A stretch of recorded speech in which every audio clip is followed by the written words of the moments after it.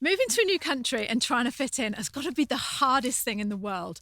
Someone messaged me and said, when you first moved to New Zealand, what was the most embarrassing thing that ever happened to you? I wasn't going to share this with you, I'll admit, because it's cringeworthy. And I can't believe that I did it now. Well, you look back and you're like, oh, how embarrassing. But I thought, maybe if I do, it'll stop you making the same mistake. And it's all about trying to fit in desperately and failing miserably. So yeah, let's go and find out what it was. When you first arrived in New Zealand, there's loads, don't get me wrong, there's absolutely loads. Yeah. But I've decided to tell you about this one and I thought, oh, should I say it or not? But no, okay. So we'd been living in New Zealand about 18 months and then we built our own house and we moved to the country, right? So this was all really new to us. I wasn't used to being around farmers and... Yeah, it was real rural livings, and we've got about 4 houses. There's about 6 or 7 farms around, or up and down the road. So every one of your neighbours really, give or take a few, are farmers, right? So I should have known this. But anyway, I didn't. So here I am. We've built this house, and every Sunday I was out there planting my garden, making it all look pretty. We didn't have a dog then ourselves. We didn't buy our own dog until a year later. And I was outside and this dog just comes wandering up the road, up our driveway. Bearing in mind, we live on a 100k road. Yeah, it's a tiny road. It's just like a single carriageway road. Really, there's only enough room for a car, and you have to kind of pull over to let the other car pass. So it's not a big road, and we live on a bit of a blind bend. Yeah, and it's a fast road. And I was seeing this dog walking up our driveway, and my first thought was that dog's going to get knocked over. It was a yellow Labrador, and she looked quite old, and so I went inside and I said to Brian, there's a dog wandering around outside. He's like, oh, the owner will probably be walking up and down or in the fields.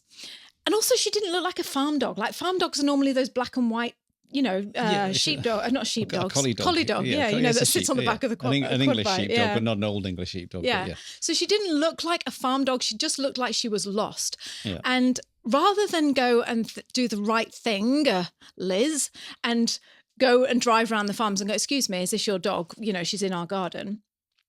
I thought, and I can't believe that I did it now. Well, you look back and you're like, oh, how embarrassing. But I phoned the council. As you do. Phone the dog As pound. British people do, hello. Yeah. First thing, let's phone the Bloody authorities. dog in my garden. Yeah. So I phoned the council and I said, there's a dog. And the council like, oh, okay, well, is there a name or address or anything? And I was like, no, they've got a tag. So she took the tag number and she said, look, we can come out and get her, but it will cost the owner $50 to come and get her out the pound. They literally send the dog catcher out, and that's it, isn't it? Like, the guy comes out in his ute and he's got a cage on the back. Yeah. And he has a loop with a thing. But I thought that's what you were supposed to do. I thought, look, there's a dog walking around. It didn't click to me that it could be just a dog walking around. It was like, there's a dog. Typical Tony. Yeah, I know.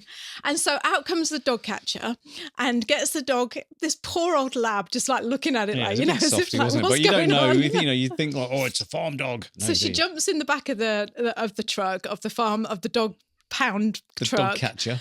And it drives off. And so that was it. And I thought, oh, yes, well, I've done my duty. I've been a good citizen. I've saved the dog's life. And somebody else's. Yeah. Then about 2 hours later, this farmer, and he was like rugged. Turned up in his tractor. Yeah, no, he wasn't in his tractor. He was in his 4x4 quad bike his thing. quad bike always. In his red bands. And he's like, he's like looking a bit annoyed. And he went, you haven't seen my dog? I'm not going to do my Kiwi accent. He said, you haven't seen my dog, have you? You haven't seen my dog, have you? And I'm like, oh, is it a yellow lab? And he's like, yeah. And I don't know what about farmers, they can be quite abrupt. I just came out and said, she called the council. And I had to stand there and say, I'm sorry, I've called the council, and yeah, it's in the dog catcher place, it's in the pound.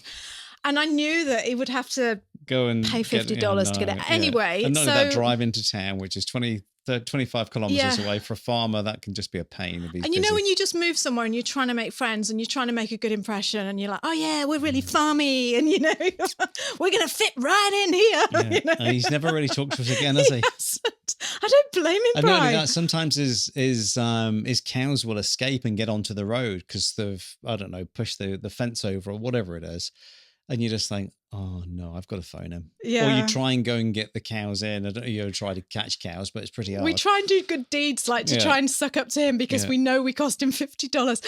And still dogs just wander up and down, and they'll wander up our driveway. And now I just, like that black dog I saw the other day, and I just think, like if he's on the road, I'll just bring him into the driveway or whatever. You just call the pound. It's easier. So that was probably the most embarrassing thing that happened to us, because I was trying so hard to make friends and be fit in, and we were then known as the bloody council the Brits callers. are here. Oh, the Poms have arrived.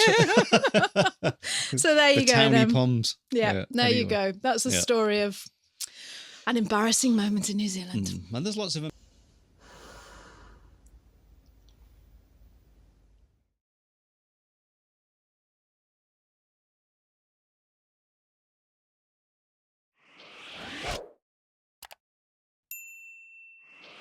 Hello.